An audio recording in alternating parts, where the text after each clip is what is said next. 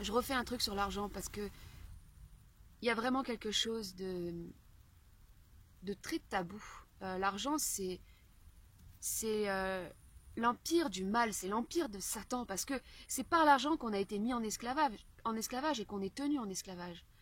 Mais le problème, c'est que quand on développe une certaine conscience de cette réalité, on a tendance après à diaboliser l'argent. Et du coup, on sert encore le plan occulte, enfin le plan du diable. Donc, c'est pour ça que je parlais du jeu, de ne pas se prendre au sérieux. Alors, avec l'argent.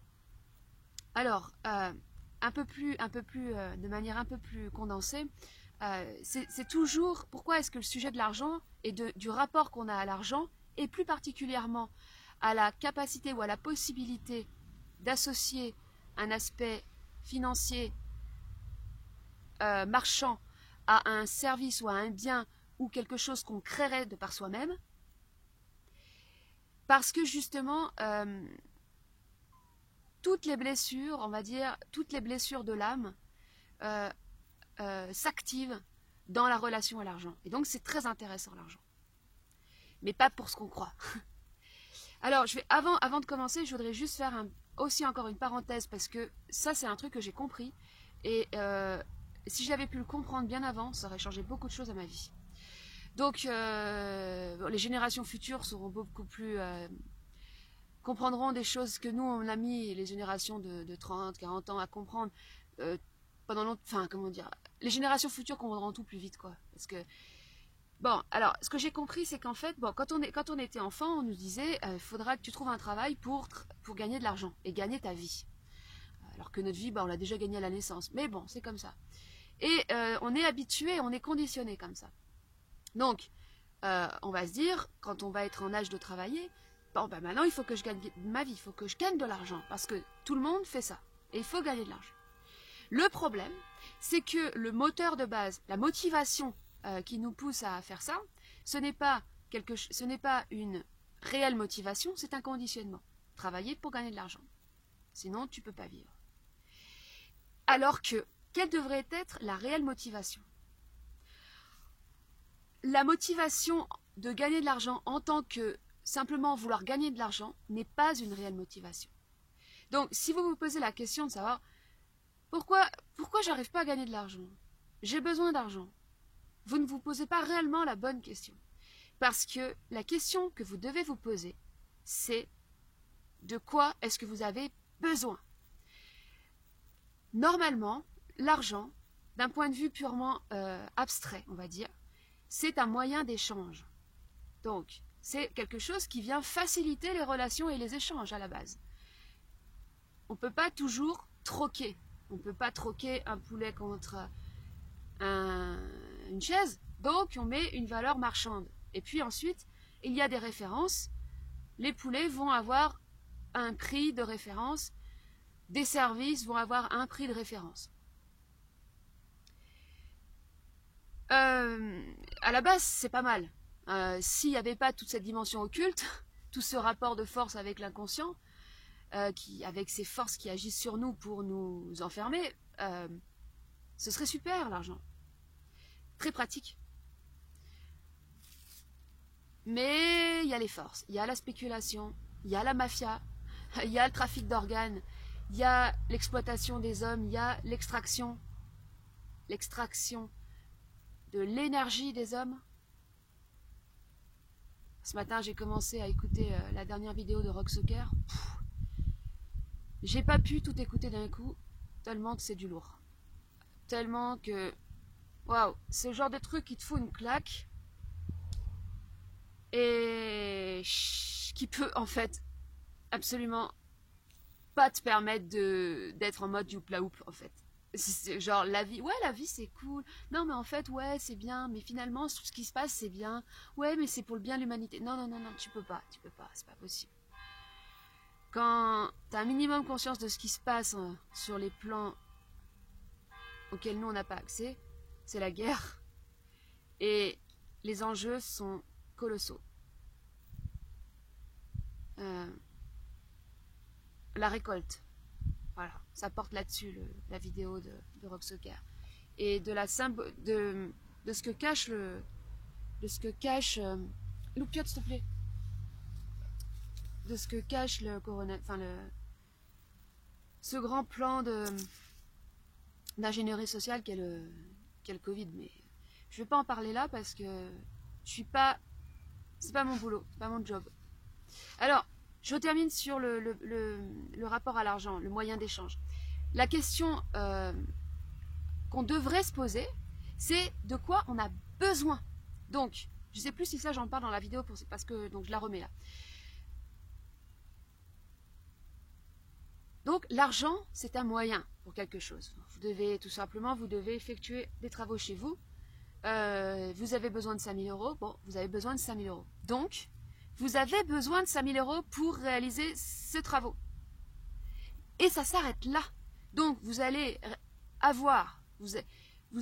récupérer 5 000 euros d'une manière ou d'une autre, d'une manière honnête, parce que sinon, si c'est d'une manière malhonnête, bah forcément, vous récolterez en plus de ça un karma de ça, d'avoir fait des choses malhonnêtes ou d'avoir abusé.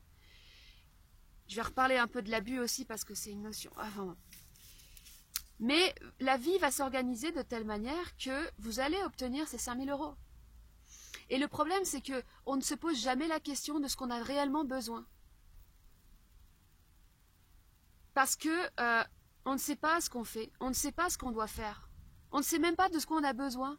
Parce qu'on vit dans une abstraction, on vit dans le conditionnement. Alors soit on se prend la tête, on réfléchit, oh là là je vais manquer d'argent, on subit la dictature de notre mental réflexif et on souffre.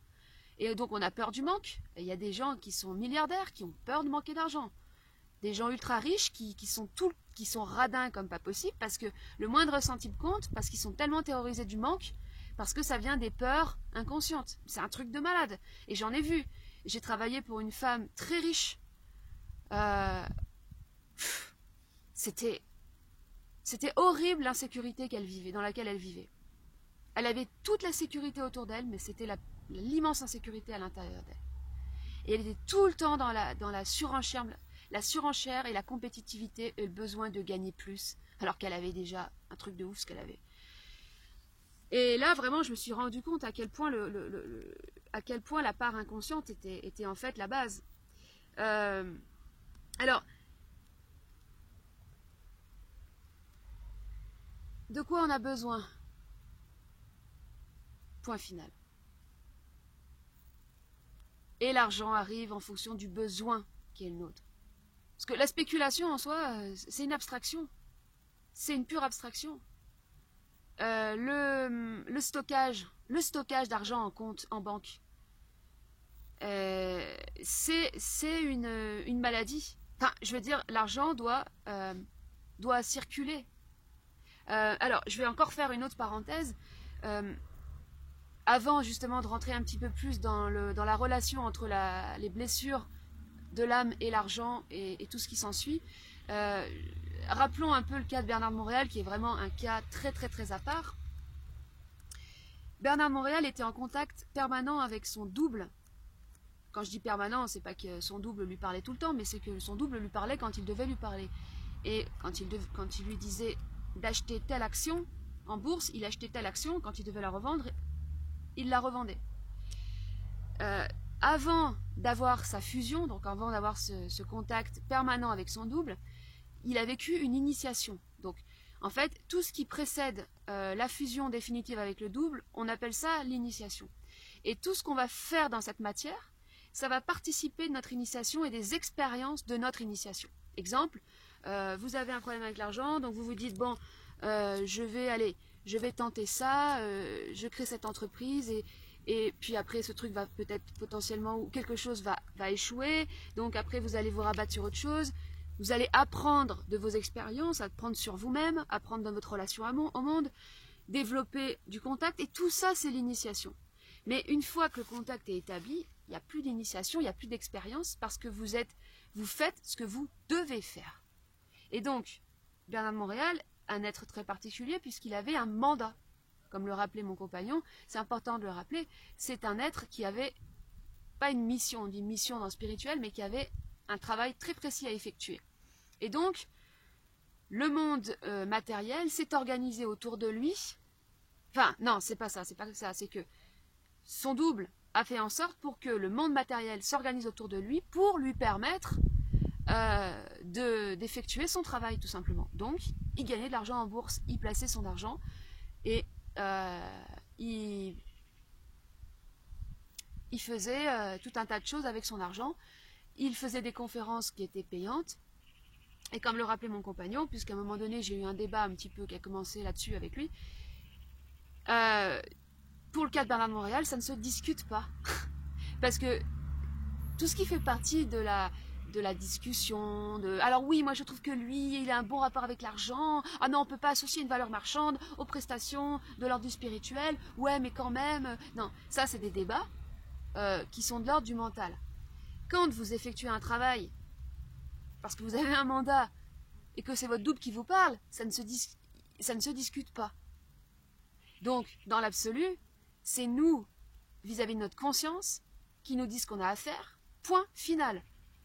Et si à un moment donné, vous devez vendre une prestation 500 €, parce que votre conscience, on va dire, vous dit de faire ça, ça s'arrête là. C'est comme ça que ça doit se passer. Et personne n'est là, ne peut venir juger enfin, les gens peuvent juger, chacun fait ce qu'il veut, mais ça vous regarde vous, dans votre relation à votre propre conscience. Quand je disais, il y a... Alors, maintenant, je vais venir un petit peu plus à ce que je devais dire dans l'autre vidéo, mais je vais... Alors, donc, tout est régi, comme j'en ai parlé dans les autres vidéos et tout provient de la culpabilité. C'est vraiment, mais la base et la clé. En ce moment, je suis en train de travailler, je travaille dans le social. Le social, c'est le réservoir de la culpabilité. Tous les gens qui travaillent dans le social, c'est la base de la motivation, c'est entre guillemets, c'est la culpabilité. Pour refaire court, notre âme, nous souffrons d'être incarnés parce que, bon, on ne sait pas d'où on vient, puis on a tous une grande blessure de l'âme. Soit on a été abandonné, soit trahi, soit humilié, soit, qu'est-ce qu'il y a, abusé, enfin, il y en a 2 autres que j'ai oubliés. Et donc, pour compenser avec cette blessure, donc on a vécu une grande blessure et on ne sait pas pourquoi on a vécu ça, donc on se sent fautif de cette souffrance parce qu'on ne sait pas pourquoi on souffre. Donc c'est là qu'arrive la culpabilité. Et pour compenser cette culpabilité, on va le faire de manière différente. Donc il y en a qui vont justement compenser par le stockage, l'emmagasinement de biens matériels, d'argent, tout ça. Qu'on appelle ou le service à soi, vraiment le truc. D'autres vont rentrer dans le social, l'aide aux autres, mais pour compenser, pour fuir leurs problèmes, on va dire. Et dans le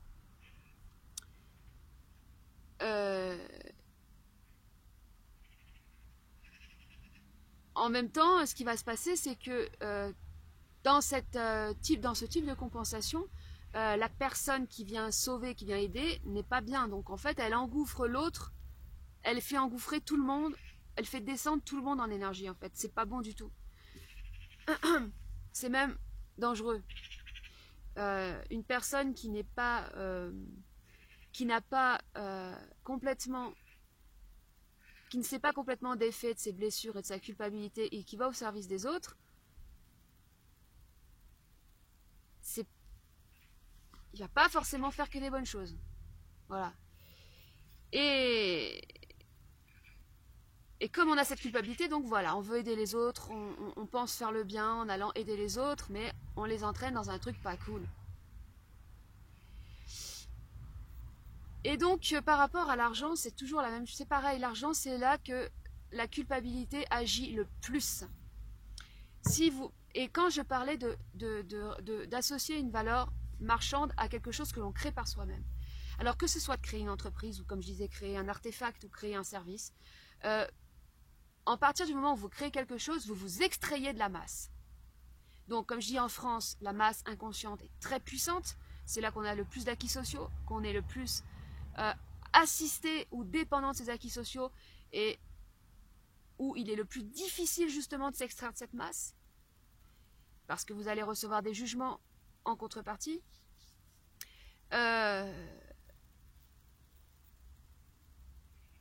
oser associer une valeur marchande à quelque chose qu'on crée par soi-même, ça va agir énormément sur la culpabilité parce qu'on va se dire non mais moi je suis qui pour me permettre ça? Et aussi la peur de justement d'abuser en demandant de l'argent à quelqu'un pour quelque chose qu'on a fait ou pour un travail qu'on a fait. Et donc cette tendance à justement vouloir aller vers le mais non mais c'est gratuit, c'est parce que moi je suis dans le don de moi je donne de moi. Et moi ça je le connais très bien ce système là puisque j'étais à fond dedans à une époque. Et ce qui appuie là c'est ce côté, c'est la culpabilité parce que le vouloir être dans le don de soi, le côté Marie-Madeleine, le côté Cendrillon, oh mais je viens faire, je me donne mais c'est gratuit, allez-y abusez de moi et tout, c'est parce qu'en fait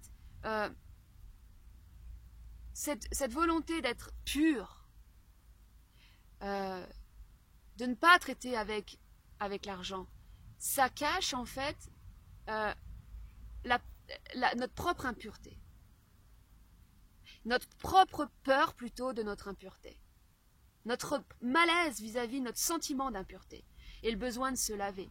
Un petit peu comme le principe du pèlerinage. Et le pèlerinage, j'en ai effectué un, donc c'était pas dans un truc chrétien où je voulais aller dans les chapelles pour prier. Non, c'était pas ça, c'était un truc pour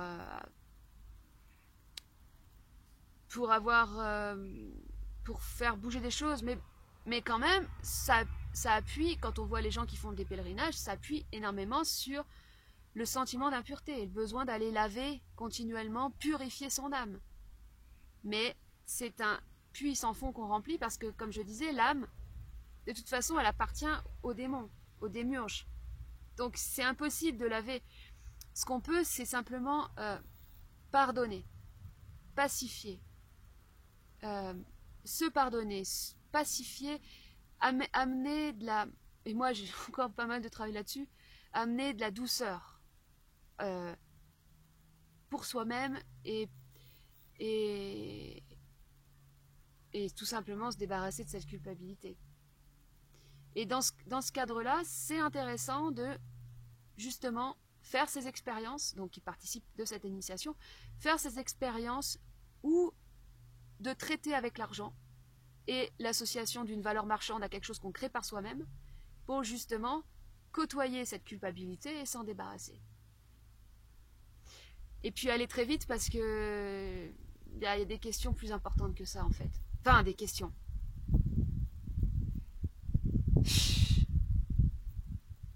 Comme je disais, l'argent n'est qu'un moyen.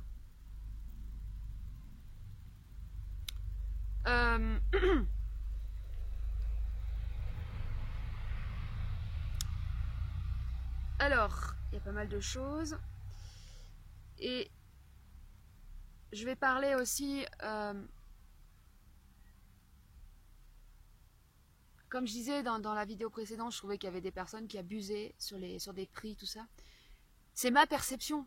Donc c'est ce qui m'est renvoyé moi, c'est-à-dire quand je vois un thérapeute qui propose une séance à 80 €.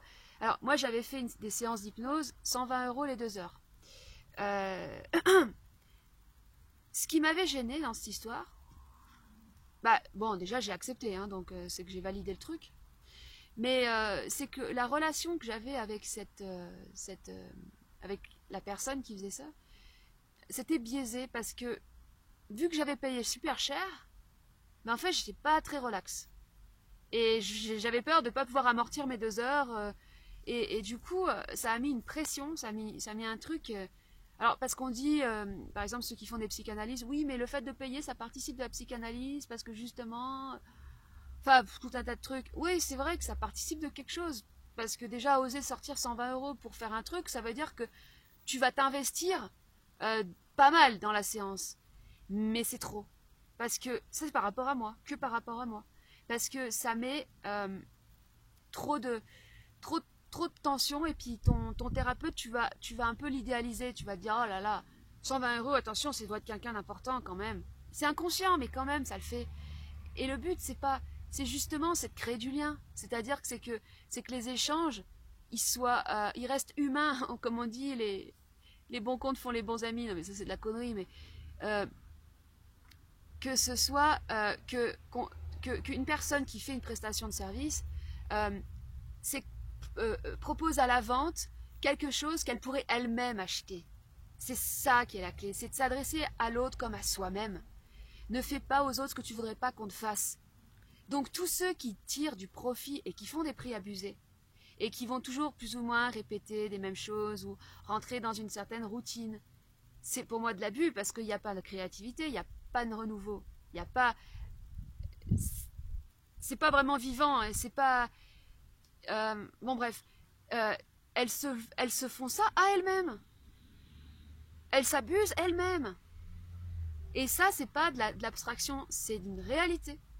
Et par rapport à l'argent, il y a encore un autre truc. Et ça, quand j'ai fait justement ce pèlerinage, j'ai vécu des choses assez extraordinaires. Quand on est dans le mouvement, quand on marche, on comprend tout ce qui est la loi de l'attraction, on le vit réellement. Et forcément, ça fait remonter des choses, toutes ces peurs, la peur de manquer. Moi, quand je suis partie, j'avais rendu mon appartement, j'avais plus rien. J'avais juste un peu d'argent sur mon compte et puis j'avais pas. Puis de toute façon, je savais pas ce que j'allais faire après. Hein, c'était pas le but d'ailleurs. Et on était allé chez des gens comme ça dans. C'était ce qu'on appelle les donativos. Donc en fait, c'est des particuliers qui ont des maisons, qui hébergent des pèlerins et qui ne proposent aucun prix donné fixé, mais simplement une boîte de dons. Et c'est même pas obligé de donner. Parce que un don c'est fait pour justement pas être obligé de donner. Si on dit à quelqu'un, oui, ça fonctionne sur le principe du don en prix libre, non, c'est pas du don, c'est un prix libre. Le prix libre, c'est pas pareil. Faut payer symboliquement, parce que symboliquement, faut donner quelque chose, mais après, tu donnes ce que tu veux. Le don, tu donnes ou tu donnes pas. Il n'y a aucune obligation de donner. Et ça, c'était un truc quand même énorme. Et ce qui s'est passé, en fait, avec ces personnes-là, c'est que bien sûr, il y en a qui donnaient rien, parce qu'aussi il y en a qui avaient soit pas d'argent, ou soit qui avaient trop de problèmes avec l'argent, trop de peur, trop de trucs, ils donnaient rien, ils avaient peur. Ils disaient, ah ben, ou ceux qui disaient, ah ben lui il est sympa, je vais en profiter, je profite de lui. Mais ouais, mais en faisant ça, tu profites de ta propre... C'est toi que tu es en train d'abuser. Bon. Et il y en avait, quand ils voyaient ça, mais ils donnaient mais 3 fois le prix de ce que le mec, du prix qu'il aurait pu potentiellement fixer. En gros, s'il avait fixé 25 € la nuit dans cette bâtisse, avec le repas et tout compris, il y en a, ils filaient billets de 100 balles parce que pour eux, ça valait ça. Et donc, en fait, le mec, il récoltait au final beaucoup plus d'argent que s'il avait fixé un tarif. Mais tout en sachant que son objectif, c'était pas de récolter cet argent, c'était pas l'appât du gain. Parce qu'à partir du moment où c'est purement l'appât du gain, ça se ressent en termes d'énergie. Lui, son truc, c'était le don. Parce qu'il donnait, donc il recevait. Et sur sa boîte, c'était écrit « Reçois ce que tu donnes ». Et ça, c'est un adage qui est vrai. Et je dirais, en gros, que tu reçois toujours plus que ce que tu donnes. Mais le truc, c'est que, justement, cette abondance, cet argent, ne vient pas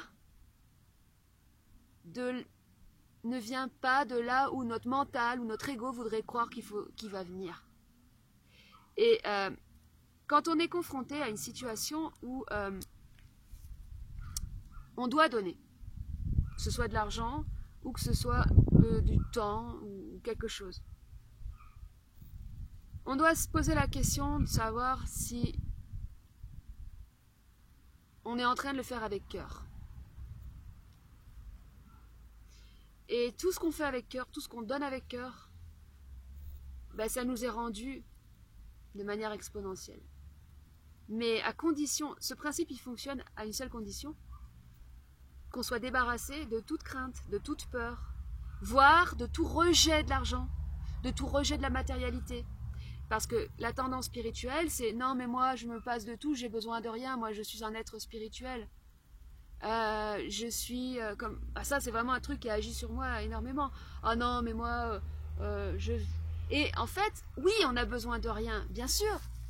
Le dépouillement, bien sûr, mais sauf que cette croyance, ça vient de ce mental, et ça vient d'un blocage et d'un rejet de la matière. Donc en soi-même, on crée du rejet, on crée de la dissociation. Voilà. Et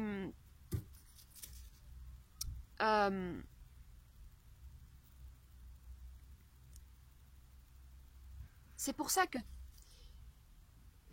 Ouais, donc voilà, c'est tout. Enfin, j'ai rien d'autre à rajouter en fait. Et dans l'absolu, voilà, dans l'absolu,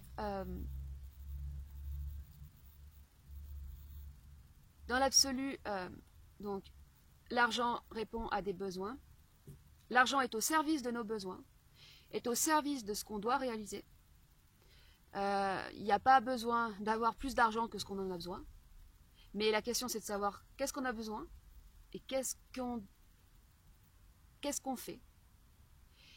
Le but, c'est bien de trouver son travail, son réel travail. Moi, ce qui est fou, c'est que je suis en train de découvrir mon travail, mon réel travail. Et pour le moment, bien sûr, je ne pose pas la question de la dimension financière. Forcément, il y avait encore un peu de culpabilité vis-à-vis de moi, j'avais encore des trucs, mais au fond, je sais que je pose pas la question financière parce que si je me pose des questions mentales, genre attends, mais comment je vais faire là, je commence à trouver mon travail, mais alors je vais faire des trucs comme ça, des séances, je vais faire des trucs comme ça, ce sera toujours plus petit, plus restreint que ce qui est vraiment prévu. Je sais pas comment dire, mais donc moi j'ai confiance en fait, mais pas une confiance en mode naïf, en mode ouais j'ai confiance en la vie, la loi de l'abondance, la loi de l'attraction, en mode spirituel. Non, en mode réel.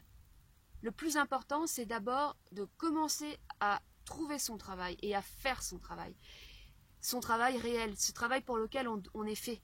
Parce qu'on a tous un travail pour lequel on est fait, très précis. Moi, je sais que donc une part de mon travail, c'est d'électrifier le mental des gens. C'est en gros de leur retourner le cerveau. Et ça, ce travail, j'ai commencé à le faire depuis très longtemps déjà. Et des fois je croyais que c'était d'expliquer des choses. Non, c'est pas. Oui, c'est d'expliquer, mais c'est d'abord d'électrifier. C'est d'abord de faire sauter les plombs, quoi. Et je dois faire mon travail. Et ensuite, le plan matériel s'organise. Plus je trouve mon travail, plus je trouve pourquoi je suis faite, plus le plan matériel s'organise comme il doit s'organiser pour me permettre de faire mon travail. Mais peut-être que l'argent viendra autrement. En fait, parce que, comme je dis, après l'argent, c'est un peu compliqué ce qui va se passer. Mais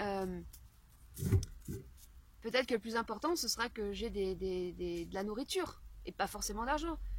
Mais que je puisse faire mon travail. Voilà. Et que que la matière réponde à mes besoins. C'est tout. La matière est au service. Tout ce qui est matière, c'est au service de nous-mêmes, de ce qu'on doit réaliser. Et ce qu'on doit réaliser, nécessairement, ça passe par le fait de s'extraire de la masse, de s'extraire des conditionnements et des blessures de l'âme, pour aller vers son processus d'individualisation et son réel travail. Voilà. Et tout ça, c'est un processus, c'est un cheminement qui passe par plein de types d'expériences, une initiation qui nous permet justement de nous rapprocher et de nous rapprocher et de nous rapprocher de ce qu'on doit incarner, de ce qu'on doit être et de ce qu'on doit faire. Du plan qui est prévu pour nous, mais pas par l'âme, pas par nos désirs, ou pas par notre ego, pas par notre personnalité, non, par notre être qui est notre être réel. Voilà. Bon, allez, c'est bon. À plus.